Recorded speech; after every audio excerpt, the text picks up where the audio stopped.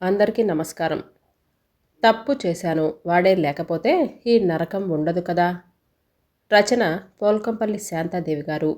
ఆ రోజు సాయి సేవాశ్రమం నిర్వహిస్తున్నటువంటి స్కూలు వార్షికోత్సవం ప్రోగ్రాం ఆశ్రమం ఆవరణలోనే జరుగుతుంది. ఆటల పోటీల్లో గెలుపొందిన పిల్లలకు, క్లాసులో ఫస్ట్ వచ్చిన పిల్లలకు, వ్యాస రచనలో గెలుపొందిన వాళ్లకు సేవాశ్రమం నిర్వాహకుల చేత మెమొంటోలు, బహుమతులు ఇప్పించిన తర్వాత ఉత్తమ ఉపాధ్యాయునిగా ఎన్నికైన అరుణను వేదిక మీదకు పిలిచి అభినందించి శాలువా కప్పి మెమెంటో అందజేసి ఆమెను సభకు పరిచయం చేశారు. శ్రీమతి అరుణ మా ఉపాధ్యాయులలో మణిపూస వంటిది. వరుసగా 3 సంవత్సరాల నుండి ఉత్తమ ఉపాధ్యాయుని పురస్కారం అందుకుంటుంది.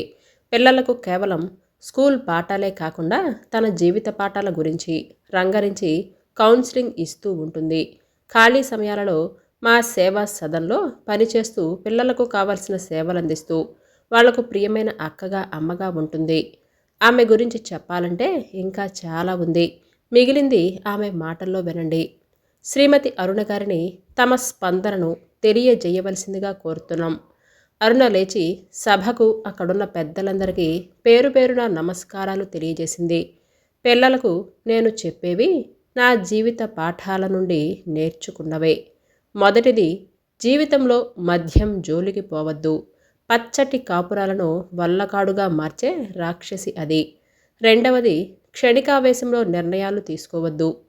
క్షణికావేశానికి లోను కావటం వలనే నేను హంతకురాలిని అయ్యాను. నేను చెప్పే ఇంకొక నీతి పాఠం ఏమిటంటే, వయసులో ప్రేమించటం తప్పు కాకపోయినా ఆ ప్రేమను తల్లిదండ్రులకు చెప్పి వారిని ఒప్పించి ముందుకు తీసుకొని వెళ్ళాలి. కన్నవాళ్లను కాదనుకుని ప్రేమించిన వాడి కోసం గడప దాటితే, నమ్మినవాడు దగా చేస్తే బతుకు ఒంటరిదైపోతుంది. సమాజం దృష్టిలో లేచిపోయి చేసుకున్న పెళ్ళి అవుతుంది. ఏ కష్టం వచ్చినా ఒంటరి పోరాటం చెయ్యాల్సి వస్తుంది. ఈ 2 తప్పులు నేను చేశాను. 4 గోడల మధ్య బందీనైనాక కానీ నేను తప్పు చేశాను అని తెలియలేదు. ఎవరిని ప్రాణాధికంగా ప్రేమించి అతడు లేకపోతే బతకలేను అని అనుకొని ఇంట్లో అందరినీ కాదనుకొని పారిపోయి గుళ్ళో తాళి కట్టించుకున్నాను. అతడిని నా చేతులతో చంపేశాను. ఏ పిల్లలను నా గుండెల్లో దాచుకొని పెంచుకోవచ్చని ఇలాంటి దుస్సాహసానికి వడిగట్టానో ఆ పిల్లలు నాకు దూరమయ్యారు. వాళ్ళ దృష్టిలో వాళ్ళ తండ్రిని చంపినటువంటి కిరాతకురాలుగా నేను మిగిలిపోయాను. ప్రపంచం దృష్టిలో హంతకినయ్యాను. నా పంచ ప్రాణాలు నువ్వేనని చెప్పిన నా భర్త, నన్ను తన ప్రాణమెత్తుగా ప్రేమించిన నా భర్త, నాకు 2 పిల్లలు పుట్టే వరకు నన్ను అపురూపంగా చూసుకున్న నా భర్త నిన్ను చంపేసి నేను జైలుకెళ్తానే అనే స్థితికి వచ్చాడంటే తాగుడుకు బానిస కావటం వల్లే కదా. మనిషిని రాక్షసుడిగా మార్చే ఆ మద్యానికి లైసెన్స్ ఇచ్చి పేకల దాకా తాగి మృగంలా మనుషుల మధ్య విచ్చలవిడిగా తిరగమని ఎందుకు వదిలిపెట్టింది ప్రభుత్వం? ఆదాయం కోసం ప్రభుత్వం ఏమైనా చేయొచ్చా? తాబేళ్ల కన్నీళ్లే అక్కడి సీతాకోక చిలుకలకు ఆహారం. అమ్మా నాన్నలకు మేము 3 ఆడపిల్లలం. నేను ఆఖరిదాన్ని. నేను 10th క్లాస్లోకి వచ్చే వరకు మా 2 అక్కలకు పెళ్ళిళ్ళై అత్తగారిలలో కాపురాలు చేసుకుంటున్నారు. మా నాన్న రెవెన్యూ ఆఫీస్లో అటెండర్. నాన్న జీతం చిన్నది కావటం వలన అమ్మ పొదుపుగా ఇల్లు నడిపేది. బస్తీలో 2 గదుల సొంత ఇల్లు ఉండేది మాకు. మా బస్తీలోనే రమేష్ వాళ్ళ ఇల్లుండేది. నేను స్కూలుకు వాళ్ళ ఇంటి ముందు నుండే వెళ్ళేదాన్ని. ఉంగరాల జుట్టుతో అందంగా స్టైల్గా ఉండేవాడు రమేష్. ఆటో నడిపేవాడు. అతడు కనిపిస్తే చాలు కన్ను తిప్పుకోకుండా అతన్నే చూసేదాన్ని. నేను ఇష్టపడుతున్నాను అని అర్థమై అతను చూసేవాడు. నేను ఇంటర్ 2nd ఇయర్లోకి వచ్చేసరికి మా మధ్య మాటలు కలవటం, నా ఎగ్జామ్స్ అయ్యేసరికి పెళ్లి చేసుకోవాలి అన్న నిర్ణయానికి రావటం జరిగిపోయింది. ఇంట్లో ఎలా చెప్పాలా అని తర్జన భర్జన పడే సమయంలో మా ఇంట్లో మా ప్రేమ వ్యవహారం ఎలాగో తెలిసిపోయింది. 2 కులాలు వేరు కావటంతో మా పెళ్లికి మా 2 ఒప్పుకోలేదు. అమ్మైతే నన్ను బాగా కొట్టింది కూడా. ఎంతో మర్యాదగా నడుచుకునే మీ అయ్యకు తలవంపులు తెచ్చావు అని తిట్టింది. డిగ్రీ చదివిద్దాము అనుకున్న నాన్న చదువు మానిపించాడు. ప్రేమాదోమ అని అంటూ పిచ్చి వేషాలు వేస్తున్నాను అని. మా అక్కలకు ఫోన్ చేసి వారిని పిలిపించి నాకు బుద్ధి చెప్పించటమే కాదు, నాకు సంబంధాలు చూడమని కూడా చెప్పాడు. ఇంటి నుండి బయటికి పోకుండా అమ్మ కావలి కాయటం మొదలుపెట్టింది. నాకేం చెయ్యాలో పాలు పోలేదు. ఒకరోజు మధ్యాహ్నం అమ్మ పడుకున్నప్పుడు రమేష్ స్నేహితుడు వచ్చాడు. అమ్మవారి గుళ్ళో పెళ్లికి అన్ని ఏర్పాట్లు జరిగాయని, తను పంపించిన ఫ్రెండ్తో వచ్చేయమని కబురు పంపించాడు రమేష్. అప్పుడు నేను వెనక ముందు ఆలోచించలేదు. కట్టు బట్టలతో రమేష్ ఫ్రెండ్ వెంట వెళ్ళిపోయాను. కనిపెంచిన వాళ్లను మోసం చేసి పోతున్నాను అన్న ఆలోచన అస్సలు రాలేదు. లేచిపోయి పెళ్లి చేసుకుంటే కన్న కడుపులు రగిలిపోతాయి అన్న దిగులు కలగలేదు. రమేష్ నా వాడైతే చాలు అని అనుకున్నాను. గుళ్ళో బ్రాహ్మణుడితో సహా అన్ని ఏర్పాట్లు చేసి నా కోసం ఎదురు చూస్తున్నాడు రమేష్. అతడి స్నేహితులు కూడా 3-4 అక్కడ ఉన్నారు. వాళ్ళ సహాయం వలనే ఈ ఏర్పాట్లు జరిగాయి అని చెప్పాడు రమేష్. ఒక స్నేహితుడి భార్య కూడా వచ్చింది నన్ను పెళ్లి కూతురుగా అలంకరించి పెళ్లిపీటల మీద కూర్చోబెట్టడానికి. అరగంటలో మా పెళ్లి తంతు ముగిసింది. నా మెడలో పసుపు తాడు పడింది. అందరం వెళ్ళి హోటల్లో భోజనాలు చేశాం. ఆ రాత్రి ఒక స్నేహితుడు ఇంట్లోనే మా ఫస్ట్ నైట్ గడిచిపోయింది. ఉదయం అక్కడే స్నానాలు చేశాక నన్ను వాళ్ళ ఇంటికి తీసుకొని వెళ్ళాడు రమేష్. మమ్మల్ని చూడగానే వాళ్ళమ్మ మహంకాళి అవతారం ఎత్తింది. ఎవరికీ చెప్పకుండా కులం కాని పిల్లను పెళ్లి చేసుకుని తీసుకువచ్చాడు అనే కోపంతో నోటికి వచ్చినట్లుగా తిట్టి బయట నుండి బయటే పంపించేసింది. వేరే గల్లీలో ఒక చిన్న ఇంటిలో మా కాపురం మొదలైంది. ఆటో అద్దెకి తీసుకుని నడిపేవాడు రమేష్.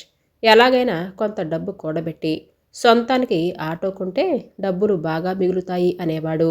భవిష్యత్తు గురించి ఎన్నో కలలు కనేవాడు. మనం ఆర్థికంగా పైకొచ్చిన రోజు ఇప్పుడు మనల్ని వెళ్ళగొట్టిన వాళ్ళందరూ నీళ్లున్న మడుగులోకి కప్పలు చేరినట్టుగా మన చుట్టూ చేరతాడు అనేవాడు వేమన పద్యం చెప్పి. ఇంటి అద్దె ఆటో అద్దె పోగా మిగిలిన డబ్బుతో నన్నెంతో అపురూపంగా చూసుకునేవాడు. తన ఖర్చులకు కొంత డబ్బు జేబులో పెట్టుకుని మిగతా డబ్బు ఇంట్లోనే ఉంచేవాడు. నేను ఏం ఖర్చు పెట్టుకున్నా అడిగేవాడు కాదు.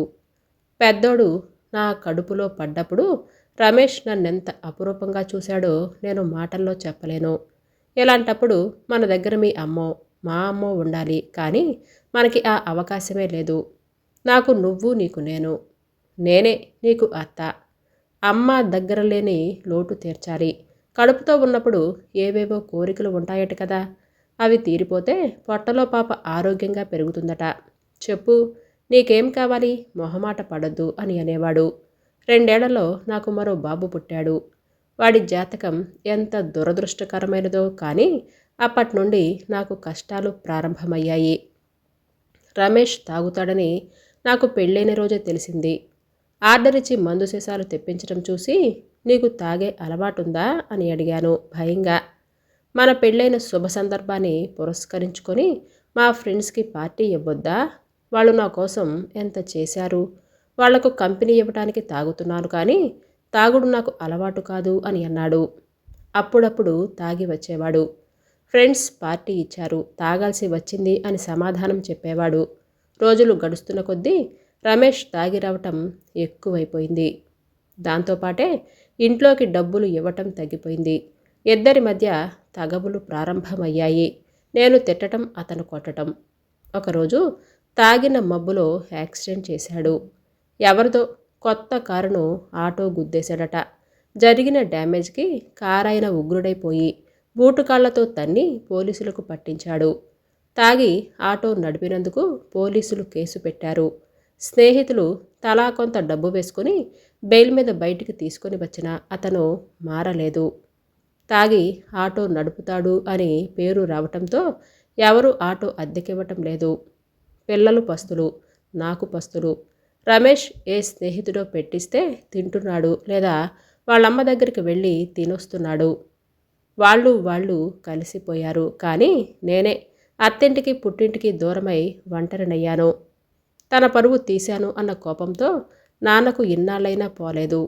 మనమళ్లను చూడాలి అని నన్ను తీసుకొని పోయి పుట్టింటిసారి పెట్టాలని ప్రాణం కొట్టుకుపోతున్న అమ్మను నాన్నను రానివ్వలేదు. కన్నవాళ్లను గడ్డి పరకల్లా వదిలేసిపోయింది కదా. దానికి లేని ప్రేమ మనకెందుకు? నువ్వు దాన్ని ఇంటికి తీసుకొని వస్తే నన్ను చంపుకు తిన్నంత ఒట్టు అని ఒట్టు పెట్టాడట నాన్న. మా ఇంటి పక్కన ఉండే నా చిన్ననాటి స్నేహితురాలు కలిసినప్పుడు చెప్పింది. నాన్నన్న మాట నిజమే కదా. ముగ్గురిలో చిన్నదాన్ని నేను. నా బుజ్జి తల్లి, నా బంగారు తల్లి అని నాన్న ముద్దు చేసేవాడు. నన్ను బుజ్జి అని పిలిచేవాడు. వాళ్ళ ప్రేమను కాదనుకొని రమేష్ని నమ్ముకొని వచ్చేశాను. నాకు రమేష్ ఒక్కడుంటే చాలు అని అనుకున్నాను. కొట్టినా తిట్టినా ప్రేమ చూపిన రమేష్ ఒక్కడే కదా నాకు. రమేష్ తాగని రోజు నాతో పిల్లలతో ఎంతో మంచిగా ఉండేవాడు. నన్ను పిల్లల్ని సినిమాలకి షికార్లకు తిప్పేవాడు. ఆ రోజు సరదాగా బయటే తిని వచ్చేవాళ్ళం. తాగకపోతే నువ్వెంతో బాగుంటావు చూడు. తాగి తాగి పొట్ట ఉబ్బుకొచ్చింది, కళ్ళు ఉబ్బుకొచ్చాయి. ఎంత అందంగా ఉండేవాడివి. ఆ అందం చూసే కదా నీ మీద మనసు పడ్డాను. తాగితే నువ్వు మనిషివి కాదు, రాక్షసంగా మారిపోతావు. మనకి 2 పిల్లలున్నారు. వాళ్ళని కూడా చదివించుకోవాలి కదా. వచ్చిన పైసలన్నీ తాగుడుకు పెడితే సంసారం ఏం కావాలి? అందరినీ కాదనుకుని వచ్చి పెళ్లి చేసుకున్నందుకు నన్ను అన్యాయం చేస్తావా? నువ్వు తాగుడు జోలికి పోవద్దు అని ఎంతో నచ్చచెప్పేదాన్ని. ఇక తాగనని చేతిలో చెయ్యేసి చెప్పేవాడు. అంతే, 1-2 రోజులు. మళ్ళీ యథావిధిగా తాగొచ్చేవాడు. దేనికో దానికి పేచీ పెట్టుకొని నన్ను చావగొట్టేవాడు. మేమున్న ఇంట్లోనే మరో పోర్షన్లో ఉన్న పద్మ భర్త కూడా ఆటో నడుపుతాడు. పిల్లల చదువుల కోసం పద్మ 4 ఇళ్లలో పనిచేస్తుంది. కన్న తల్లివి, పిల్లలకు తిండి పెట్టక చంపుకుంటావా ఏంది అని అంటూ నన్ను తీసుకుపోయి 2 ఇళ్లలో పనికి పెట్టింది. ఇలా పనికి కుదిరాను అని తెలిసి నా పరువు తీస్తావా అని అంటూ ఆ రోజు తన్నులే తన్నులు. రాత్రివాడికి భోజనం పెట్టకపోయినా నాకు తన్నులే. ఉంటే కదా పెట్టేది. ఏ 4 రోజుల కిందనో ఇచ్చిన 1000 రూపాయలు అప్పుడే అయిపోయాయా అని అంటూ గొడవ పెట్టుకునేవాడు, కొట్టేవాడు కూడా. ఎవరో సేట్ దగ్గర ట్రాలీ నడపటానికి నెల జీతం మీద కుదిరాడు. తాగుడు మాత్రం మానలేదు. రాత్రికి రోజు నేను కావలసిందే. సారా కంపు కొట్టే ఆ మనిషిని చేరనివ్వబుద్ధి కావటం లేదు. తాగిన మత్తులో కావలించుకోవటం తప్ప ఆ ప్రేమ, అనురాగం ఎప్పుడో అతని నుండి దూరమైపోయాయి. తాగటం మానేస్తే తప్ప నన్ను ముట్టుకోవద్దు అని అంటూ దగ్గరికి రానివ్వటం లేదు. ఆ వాసనకు కడుపులో తిప్పుతుంది. నన్ను కావలించుకొని పడుకుంటే తప్ప నిద్ర రాదు అని అనేదానివి కదా. ఇప్పుడు నన్ను దూరం పెడుతున్నావంటే ఎవడి దగ్గర పడుకొని వస్తున్నావే? ఇళ్లల్లో పనిచేస్తున్నావు కదా, అందుకేనా? రంకు మరిగావు కదా. కొట్టడానికి చేతులు కాళ్ళు సరిపోవు అని అన్నట్లుగా ఇంటి ముందు వేప చెట్టు కొమ్మ విరిచి తెచ్చి కొట్టేవాడు. కొట్టిన చోటల్లా కర్రు కాల్చి ఒత్తినట్లుగా వాతలు తేలుతున్నాయి. నా అరుపులకు పిల్లలు లేచి ఏడవటం మొదలుపెట్టారు. పెద్దోడు అమ్మను కొట్టకు అని అంటూ అడ్డొస్తే వాడికి పడ్డాయి దెబ్బలు. ఆ దెబ్బలకు వాడికి జ్వరం వచ్చింది. రాత్రయిందంటే గజగజ వణికిపోయే పరిస్థితికి తెచ్చాడు నాకు. ఒళ్ళంతా దెబ్బలతో కమిలిపోయింది. ఇక వీడు మారడు. నాకీ తన్నులు, ఈ నరకం తప్పదు. భరించే ఓపిక లేదు. వదిలేసి పోదామంటే ఈ పిల్లల్ని ఎలా సాక్కోవాలి? ప్రేమించి పెళ్లి చేసుకున్నందుకు శాస్తి బాగా జరిగింది అని అందరూ నన్ను చూసి నవ్వరా? నేను చస్తే ఈ బాధలన్నీ ఉండవు కదా అని అనుకున్నాను. తాగి చావటానికి ఒకనాడు పురుగుల మందు కూడా తెచ్చుకున్నాను. కానీ పిల్లల ముఖం చూస్తే చావబుద్ధి కాలేదు. నేను చస్తే నా పిల్లల్ని ఎవరు చూస్తారు? రోడ్ల పాలవుతారు కదా. 2 పిల్లల ఆకలికి తట్టుకోలేక ఏ చెత్త కుప్పల మీదనో ఎంగిళ్ళేరుకుని తినే దృశ్యం నా కళ్ళ ముందు కదిలి ఆత్మహత్య ఆలోచన మనసులోనికి రానియకూడదు అని అనుకున్నాను. ఎంత కష్టమైనా నా పిల్లల కోసం బతకాలి అని అనుకున్నాను. ఆ రోజు ఎంత రాత్రైనా నాకు నిద్ర పట్టలేదు.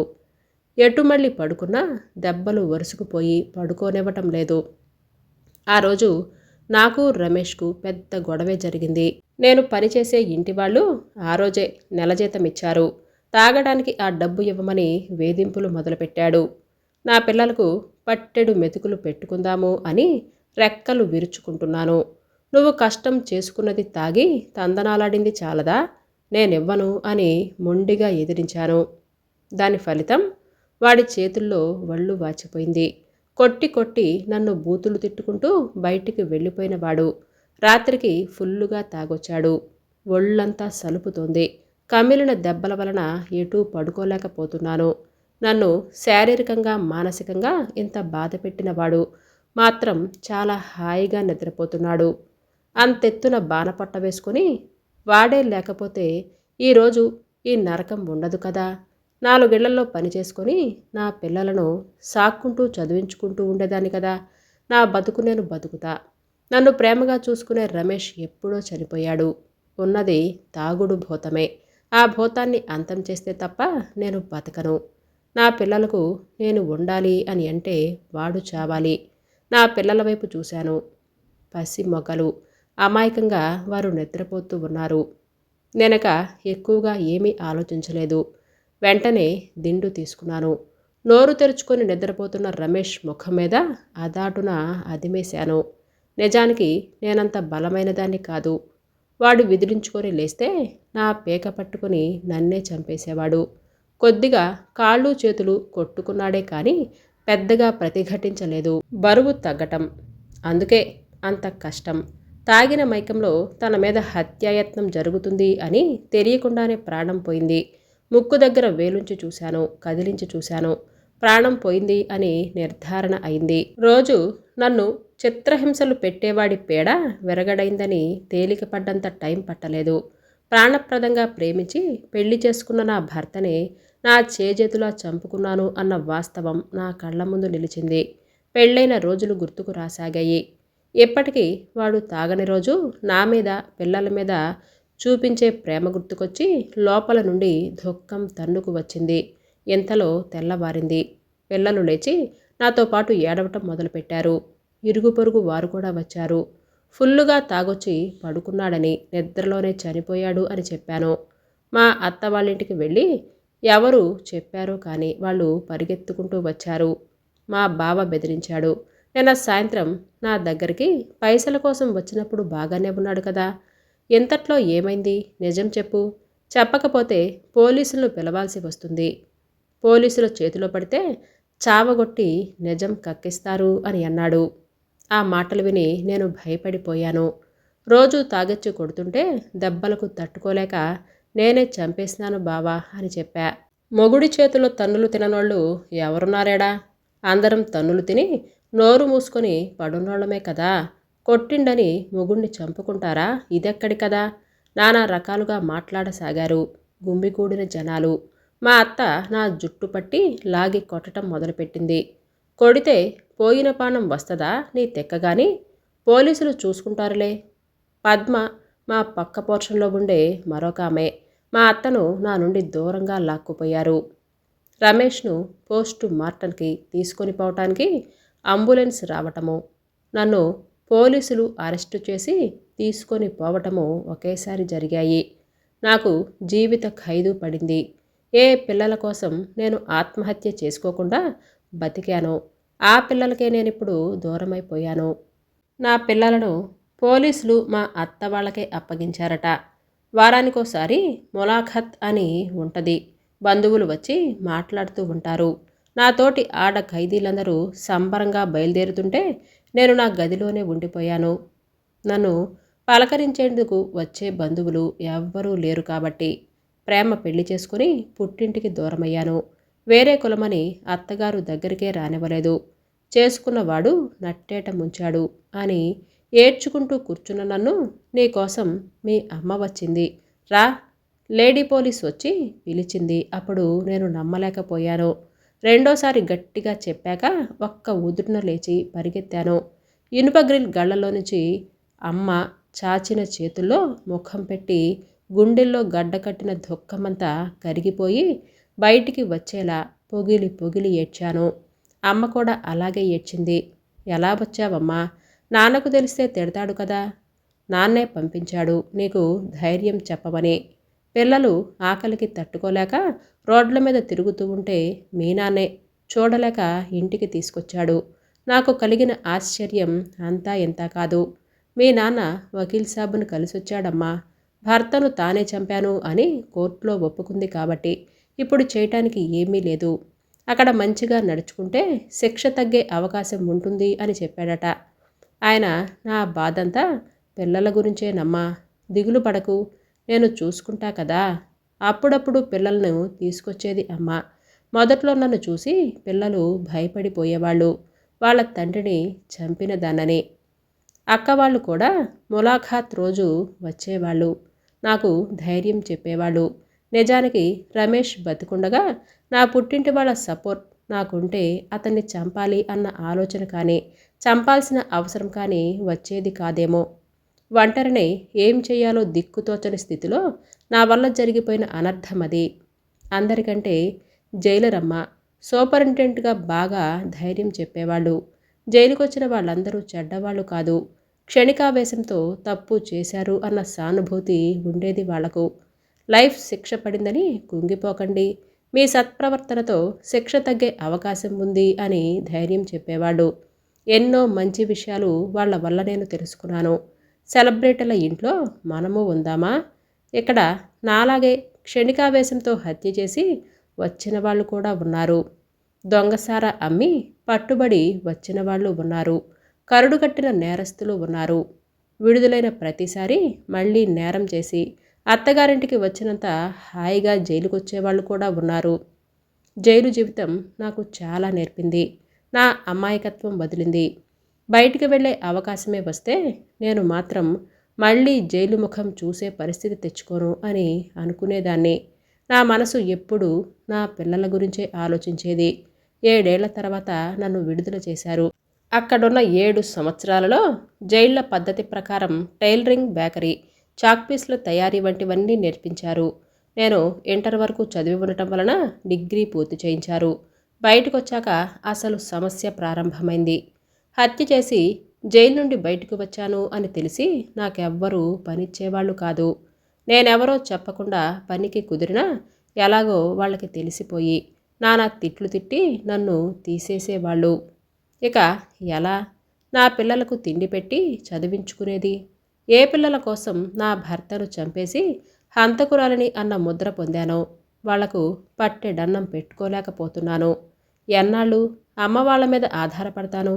నేను జైల్లో ఉండగానే నాన్న అనారోగ్యంతో మరణించారు. అమ్మకొచ్చే పెన్షన్ మీదనే 4 ప్రాణాలు బతకాల్సి వస్తుంది. ఆ తర్వాత 2-3 ఏళ్ళు అత్యంత బాధాకరమైన దినాలని చెప్పవచ్చు. నేను చెయ్యని కష్టం లేదు. ఎలాగో ఒకలా నా పిల్లలకి పట్టెడన్నం పెట్టుకోవాలి అన్న తాపత్రయం తప్ప ఇంకొకటి ఉండేది కాదు. జైలు నుంచి వచ్చేసినా అప్పుడప్పుడు జైలర్ సాబ్ను కలుస్తూనే ఉన్నాను. నా కష్టాలు చెప్పుకుంటూనే ఉన్నాను. ఒకసారి అలా వెళ్ళి కళ్ళనీళ్లు పెట్టుకున్నప్పుడు ఈ సేవా సదన్లో టీచర్గా పని ఇప్పించారు. ఇప్పుడు 8 సంవత్సరాలైంది టీచర్గా చేరి. ఇక్కడ నా ప్రవర్తన ఎలా ఉందో, టీచర్గా నా విధిని ఎలా నిర్వహించానో అందరికీ తెలుసు. పిల్లలకు నేను చెప్పే మంచి మాటలు నా జీవితంలో నేను నేర్చుకున్న పాఠాలే. నా మాటలు ముగిశాయి. సభికుల కరతాళ ధ్వనుల మధ్య ఈ కథలో రాసిన పాత్రలు, సన్నివేశాలు అన్నీ దృశ్యీకరించినవి మాత్రమే, ఎవరిని ఉద్దేశించినవి కాదు. రచయితకి మరొకసారి ధన్యవాదాలు చెప్పుకుంటూ. హాయ్ అండి, ఈ కథ మీకు నచ్చిందండి? అయితే లైక్ చేయటం, సబ్స్క్రైబ్ చేయటం, షేర్ చేయటం మర్చిపోవద్దు. మీ అమూల్యమైన అభిప్రాయాలను నాకు కామెంట్స్ రూపంలో తెలియజేయండి. Thank you for watching. ఈ కథ మీకు నచ్చిందండి? అయితే సబ్స్క్రైబ్ చేయటం, లైక్ చేయటం, షేర్ చేయటం మర్చిపోవద్దు. రేపు సరికొత్త వీడియోతో మళ్ళీ మీ ముందుకు వస్తాను. అంతవరకు బాయ్.